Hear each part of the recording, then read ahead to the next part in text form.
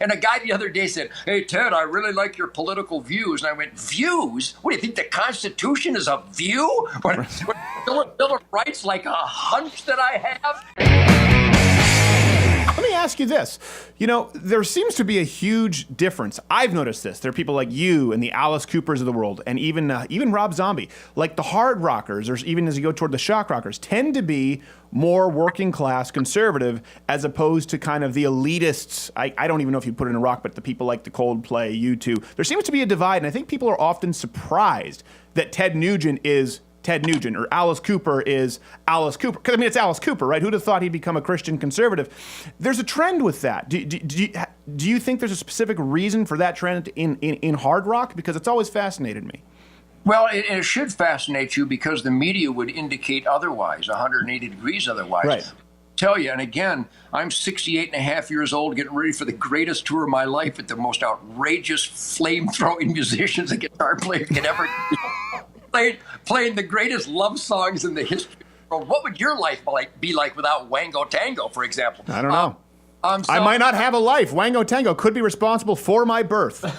Well, Stephen, you remember the baby boom? Yeah, I was boomed. That was me. Anyhow, my point being is that it doesn't come to a surprise to me whatsoever. Going back with my band, The Lures, we won the Battle of the Bands in Detroit in 1963. We opened up for the Gods of Thunder, the Motown Funk Brothers, and Stevie Wonder, and Diana Ross and the Supremes. And I opened up for Mitch Ryder, the Detroit Wheels, and Gene Pitney, and Martha and the Vandellas. That's why I'm like this, Stephen, because I am so appreciative of the blessings that I have been exposed to and I've been able to cultivate with my fellow working hard, playing hard musicians. And let me tell you, the term working hard, playing hard really, really describes successful musicians. Sure. Because work ethic we must focus and retain it would scare most people. I will go out this summer and I will play 60-some concerts, and I play 6 nights a week. And it's ferocious high energy. At my age, I should just blow up before the second song. But because I think Iggy Pop did that once. I think he actually did. He was a case study in spontaneous combustion. Right. Yeah. Well, I saved my blowing up for the encore because I'm a big crescendo fan. Yeah. But every my songs has 8 crescendos. My point is, it doesn't surprise me at all. I know these people. Let you in for a little secret that probably won't surprise you, but it is a shocker the way I look at it. I'm not going to name names, but I could name the top artists on the planet who I've worked with, I've communicated with, I've had a little red wine and Verner's ginger ale backstage. We've talked about every possible issue that references quality of life, the musical heritage of the black heroes that inspired all of our great music, Howlin' Wolf, Muddy Waters, B.B. King, Freddie King, James Brown, Wilson Pickett, Chuck Berry, Bo Diddley, et cetera, et cetera. And let me quote 90% of them, and this is going to piss you off because it pisses me off, and I let them know it pisses me off. Here's what they say, and this goes back to the 1960s. "Oh, I'm glad you stand up for that stuff, Ted, because I'm not gonna. They'll never buy my records again." Right. How's that? Yeah. How's that for a bunch of spineless little sackless wonders? Yeah. That really drives me nuts. That's why the media and government and certainly academia has gone so far left, because nobody had the balls to stand up and know that if you smoke dope, you're a liability. Who do you want to smoke dope? Your pilot? Your babysitter? How about your landscaper? Who do you want high in life? And the answer to that is nobody. It cures cancer, you fool. Learn the science. Here's believe me, I've gotten into arguments about this too. I don't care what people put in their body, but I've not seen positive repercussions from people doing it personally. But there is a difference. Why the discrepancy between a lot of new rockers? I mean, let me give you an example. My mother-in-law, she toured with Aretha Franklin, Joni Mitchell, Grateful Dead. Wow. She was a backup singer She left. She's now does like gospel. She's just as good as it. And I wouldn't just say this, as good as it gets. My mother's an award-winning wardrobe stylist. She did the big Comedy Just for Laughs festival, all the French Canadian sitcoms. So I was raised in a family like this. I've been around creative people and artists, even at the highest level. I mean, at this French Canadian show Le Crier, where my mom would work, for example. One day we'd have Eminem come in when he was at the top. The next day Moby, but he was really popular at some point. There is a disconnect. There is definitely a chasm between, like you said, the hard rockers seem to be distinctly conservative as opposed to mainstream rock, the modern alternative rock. And I do have, because it's still a hard work. Listen, let's be honest, even if we don't like their music, they still have an incredible work ethic. As Greg Gutfeld says, a lot of these Hollywood liberals, they don't act liberal in their own life. They only get by an incredible work ethic, and they believe that they get what they take, but they don't espouse that. Why do you think it is, specifically people like hard rockers? Is it just the balls factor? Is it the scrotum factor? Do we go back to that?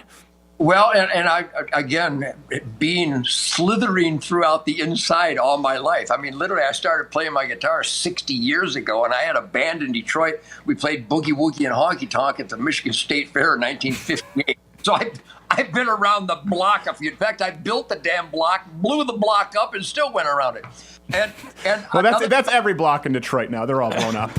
And another fascinating angle that I guess no one has ever admitted to is that you can't be a success without busting your ass. Just the schedule on the road, even those pussies that do 2,000 and take 2 days off. I mean, my God, I don't want you to hurt yourself. What the hell is that? But anyhow, here's one for you. The insulation factor in the world of celebrity is what killed Jimi Hendrix and Elvis Presley and Janis Joplin and Jim Morrison. I looked John Belushi in the eyes. I looked Keith Moon in the eyes. I looked Jimi Hendrix in the eyes when they offered me their drugs and alcohol, and I went, God, you're killing yourself. Bon Scott made fun of me because I wouldn't drink his Jack with him. And I said, Bon, you son of a bitch, this is going to kill you, man. You have a gift. You have a soul of musical projection and an authority, but you don't need that stuff. You don't know what you're talking about. So the installation. Wait, what did he sound like, James Nelson Riley? You don't know what you're talking about. That was Don Lemon. Exactly how they sound. I'm real good at replicating that. My point is that the insulation factor, nobody told Elvis, you can't do that. Right. Nobody told Jimmy, you can't do that. I've been trying to tell them, but they kind of laughed at me because I presumed to be this right-wing Attila the Hun. Wait, that's not actually presumption. They just, for some reason, they were so strangled by the hipster embracement of getting stoned and drooling and puking and dying that they just couldn't shake out of it. Yeah. And the celebrity lie will so insulate you. You have your road manager, you have your assistant. I have road managers and I have assistants, but I tell them what to do and I listen to them because Bob Quandt, Linda Peterson, Doug Banker, my team are my blood brothers. They will tell me when I'm doing something stupid. At least I'm waiting for them to. And because I've never done anything stupid, so what the hell?